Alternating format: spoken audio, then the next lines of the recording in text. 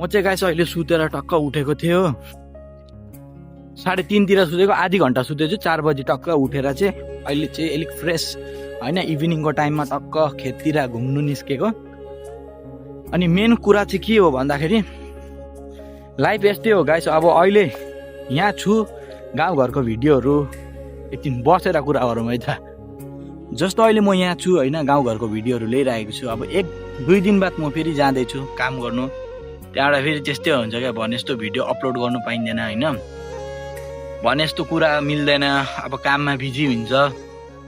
अनि त्यही हो कि हामीले चाहेको जस्तो कहिले पनि हुँदैन हामीले चाहेको यो गर्छौँ भनेर चाहन्छौँ नि त्यो कहिले पनि हुँदैन अब समयको अनुसारले हुँदो रहेछ क्या मतलब समयले अब कस्तो टाइपमा हैन लैजान्छ त्यस्तो हुँदो रहेछ चाहेको जस्तो चाहिँ केही पनि हुँदैन रहेछ अनि भाइ हो अहिले जो पनि हाम्रो भाइ बहिनीहरू पढ्दैछ केही गर्नु खोज्दैछ राम्रो मन दिएर गर्नु राम्रोसँगले पढाइ गर्नु किनकि अब बाहिर कोही कोही सोच्छ नि अब हामीहरू बाहिर जान्छौँ काम गर्छौँ बाहिर गएर काम गर्नु चाहिँ त्यो हामीहरू इन्जोय गरेको होइन कोही कोहीले देख्छ नि अब गएको टापटिप भएर आएको त्यो आउँदा जाँदा मात्रै राम्रो देखिन्छ हैन रियलिटी अर्कै हुन्छ भनाइ सुन्नुपर्छ कुराहरू सुन्नुपर्छ काम गर्नु साह्रो पर्छ त्यही भएर पढ्दैछौ त राम्रोसँगले पढ हैन लाइफमा केही बन्न एउटा केही गोल एउटा केही राख के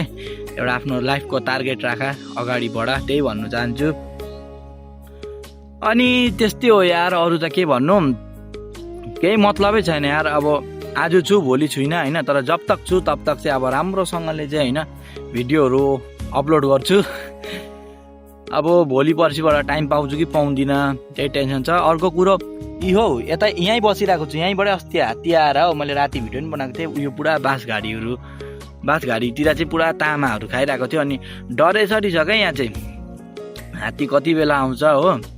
कहिले घरतिर सत्तै पस्छ त्यही छ जे भयो नि एडभेन्चर टाइपको हुन्छ हल्का रमाइलो पनि तर डर पनि त्यत्तिकै छ ल त गाइस टेक केयर त्यही यत्तिकै हल्का सानो एउटा भ्लग लिएर आएको हैन ल त